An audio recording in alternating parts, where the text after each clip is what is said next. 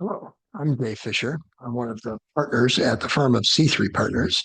And I'd like to introduce to you today a topic that's new in ACO quality reporting for University of Chicago Medical Center ACO, and in fact for all ACOs across the country for this year. So this comes from a ruling that CMS passed in 2024, where they announced that ACOs will have to add into their national quality reporting to CMS a group of three ECQMs, which are quality measures that are produced by your EHR. That process was announced in 2024. Some ACOs did a little bit of pilot work in 2024, but it's mandatory now starting in 2025.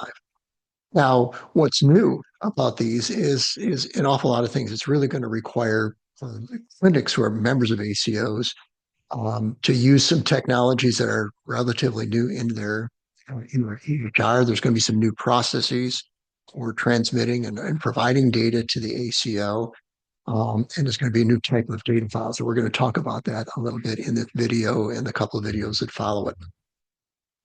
Now, for 2025, there's three specific quality measures: diabetes, A1C, for control, preventive care, and screening for depression, and controlling high blood pressure. So, what's going to be new from you? What are you going to have to do? Well, you're going to have to generate a new set of files, a new processes. You're probably going to have to reach out to your EHR vendor, or maybe even configuring your EHR to be able to generate those files, and like possibly to provide some training on how to run them. The files are called QRDA-I, and essentially what they do is they contain patient encounter level data that you'll be transmitting to the ACO from the EHR. Now, all certified EHR products, and you're probably using a certified EHR. There are few that are not, but all certified EHR products are required by CMS to be able to produce these new data files in the format we need. So you don't have to worry about whether it exists. But one of the things is we've done some pilot studies is we found that the QRDA-I it's a technology that's not been used very much, even though it's been in EHRs for a while.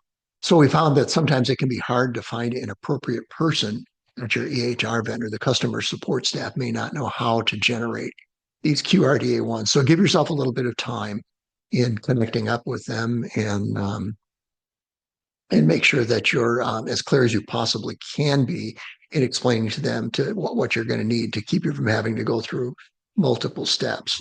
One of the things that we have observed is now and again, some of the EHR vendors may charge an additional fee to enable QRDA-I, and you should feel comfortable paying that fee. The ACO has agreed to reimburse you in the event that you do have to incur additional fees to do this. Now, let's talk a little bit about how this is going to happen. So I'm Jay Fisher with C3 Partners, and C3 Partners is the firm that the ACO has engaged to help with some of the administration and coordination on this project. Our role will be to provide some help and education to teach the clinics and if necessary, your EHR vendors on how to get the data and what data we need. And we've also laid out a series of milestones and processes so that we can make sure that everyone is live and able to generate production data for the first quarter. So that all to do that will happen probably sometime later on in April. And then we'll also be aggregating data reports and reporting on progress to the ACO so that when year-end reporting comes with CMS, we know that everything's in good shape and ready to go.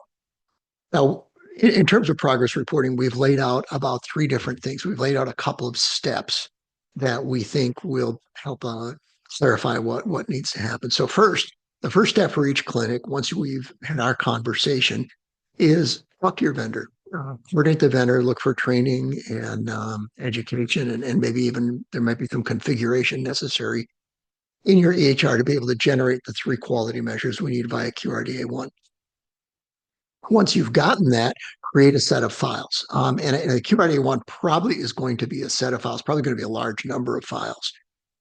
And remember that those files contain PHI, so you probably want to make sure that if you retain them in your environment, that they're retained in a secure place. Basically, once you've figured out how to do it, run the files, generate the set of QRDA files, and it's for this first step, this validation step. You can probably just run a month or so, whatever data you have for 2025 in your EHR that's ready to go at this point is good enough. The first step is really just kind of proof of concept.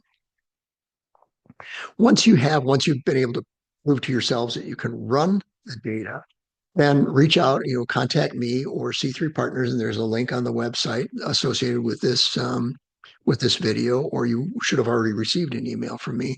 Reach out to us, and we'll schedule a meeting between you and the ACO and someone from C3 Partners, where we'll walk you through the process of getting credentials into the ACO system, uploading your QRDA-I files up to the ACO. And for now, that's it. I've got another couple of videos here that if you care to watch, that'll drill down a little bit more into what's the nature of QRDA-I and what production is going to look like and so forth. So if you feel the need, there's another couple of videos that are 2 or 3 minutes each. And I hope you'll find them useful. We'll be talking with all of you soon.